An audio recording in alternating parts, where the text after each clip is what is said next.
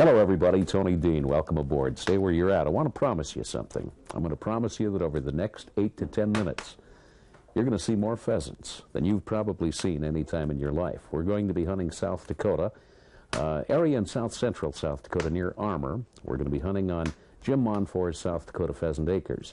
Now, what I can tell you about pheasant hunting in South Dakota is the population peaked 3 times. Once during the war years, once during the soil bank years, the 50s into the 60s, and there's been a real resurgence in bird numbers in the Dakotas and across the Midwest for that matter during recent years, the CRP years. In fact, the past 2 years, probably more pheasants in South Dakota where I live than I've ever seen in my lifetime, and I grew up in the Dakotas. Going to promise you something. Habitat means pheasants, and I've never seen a farm that has more quality habitat, nesting habitat, winter cover, a lot of wetland areas, everything you need to create lots of pheasants than you're going to see just ahead. Stay where you're at. There's a place in South Dakota where the good old days of pheasant hunting are happening now, where the cover takes you back to the soil bank days.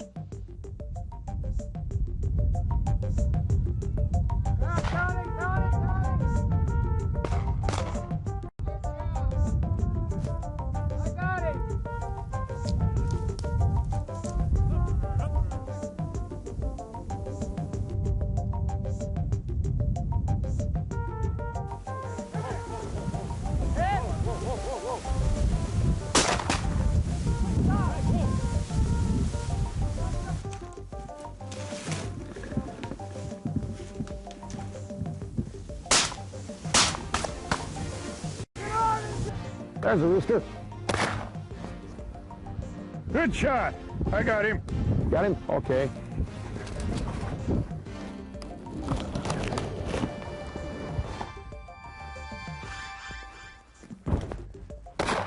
Good shot, Tony. I'll hang him in the tree.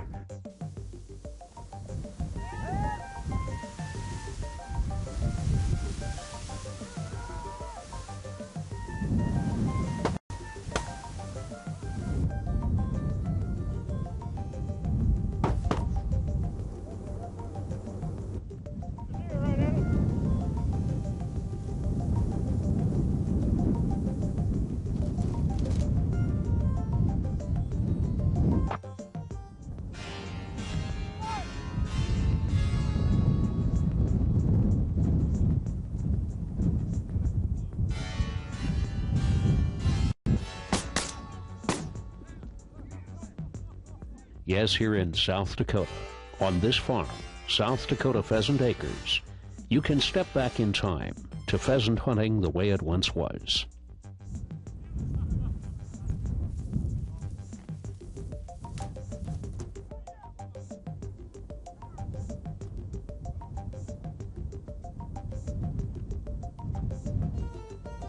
Brent, I'm taking you here to South Dakota to enjoy pheasant hunting and experience pheasant hunting like it really should be. If you look out here, that's typical South Dakota habitat and countryside the way it's been for thousands of years. You look out there, you see all kinds of different grasses, even some brush, some small trees near the water edge, wetlands. This is the kind of habitat that upland birds and introduced pheasants in this particular case really need to survive. And you're going to see many, many pheasants in this particular place in South Dakota. Are you ready to go? Yeah, I'm ready. Are you excited? Yes. All right, well, let's get going.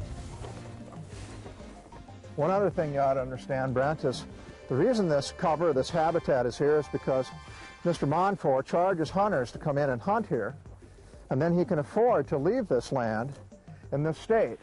Well, back in the days when we were farming, we did a lot of winter wheat, which leaves almost zero cover. And it's absolutely the opposite now. It's all cover. The only crop we raise now are small fields, the largest being 10 acres, most of them averaging 5 acres, and we almost exclusively plant grain, sorghum, or milo. Well, I think it's the grass cover and the shelter belts and, of course, the food plots. They have to eat. And then we have the natural potholes with the water and the rushes and the cattails. That's all important. Farming is a marginal thing nowadays and takes a lot of expense, and I'm not making that much doing this, but I sure have a satisfaction seeing people coming out and having some good old-fashioned hunting. I've had people here that quit hunting, and we've talked them into rejuvenating their hunting instincts, and it's refreshing to see that happen. I've had people here that have never hunted that are hooked. They come back years after year, you know, and we need that. We're not being advertised very well, those of us who like to hunt and like the outdoors, and it's wholesome and it's good, and I'd like to see that continue. I had never even had a chance to shoot at a pheasant until yesterday, and of course about the first 5-6 shots, of course I shot holes in the sky, but after I kind of got the hang of it, this place not only got me my first one, but my second one, my third one, my fourth one, and so on. So it was just great. We've been coming here to Pheasant Acres for the last 5 years. Come here once a year for about a week and shoot away. Jim, you've spent your entire life in South Dakota. You've had an opportunity. You've lived through the peak pheasant periods in the state. What about what you see here on Jim's farm? Oh, it's unreal. I go way back to the Warriors in the 50s and 60s when I thought pheasants were at its top, and I remember those days well. But today, this is something else. This brings back the memories when you can just go out and keep busting them, and that's what we did today. We just busted them. Have you seen pheasants in recent years like you see? Never. I've never seen anything like this since the old days. Everything is there. Everyone shot birds, and every place we went there were more and more and more birds. It was fantastic. Well, I think I equal anything we ever had, and maybe surpass it. I remember well the 40s when all the men were gone to war and there was a shortage of ammunition and an abundance of birds. Even then, it was nothing like this. It's unbelievable with the number of pheasants that get up and fly, and sometimes you don't even want to shoot. You're just in awe of the number of pheasants that get up and fly, and it's great shooting. It's horrendous. What was so unique is the first day I was here, we drove all day long and didn't see the same piece of ground twice. That was from tree lines to milo to corn to it was just everything was different. And every time we drove, we'd drive for maybe it seemed like a 5-10 minute drive, and we'd be in a new section of land that had more birds than the last one. These people have done so much work here. In just the 5 years I've been coming here, the difference between turning it from a farm into a pheasant habitat is night and day.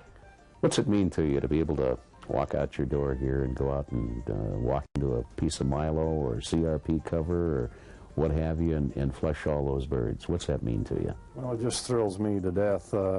I don't do that much shooting anymore because we're more concerned with serving our clients and hosting them, and so I do my hunting later in the year, but I never tire of it. I can go out there in 5 minutes and watch that, and it just amazes me to see that abundance of birds just exploding everywhere you go.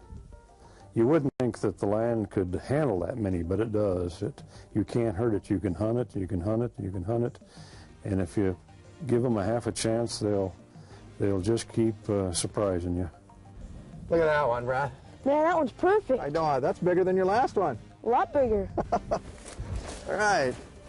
Now we're going to go up over here and we'll see if we can get another one. Okay. And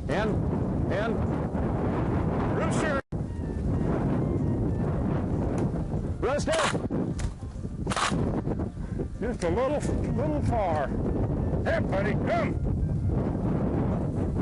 Look at that up there, Toby. Look at all those birds. The season's a lengthy one, beginning in mid-September, running through the end of March. Your daily limit is 4 birds, and to assure the best in habitat, the resident manager is a graduate wildlife biologist. At the end of the day, relax around the bar, or unwind in the comfortable and spacious main lodge. And during the football season, as a result of satellite television, you won't miss any of your favorite NFL action. Mealtime's a real treat, with a gourmet menu ranging from choice ribeye steaks to pheasant with all the trimmings. And after a day of rigorous hunting, let those aches disappear in the hot tub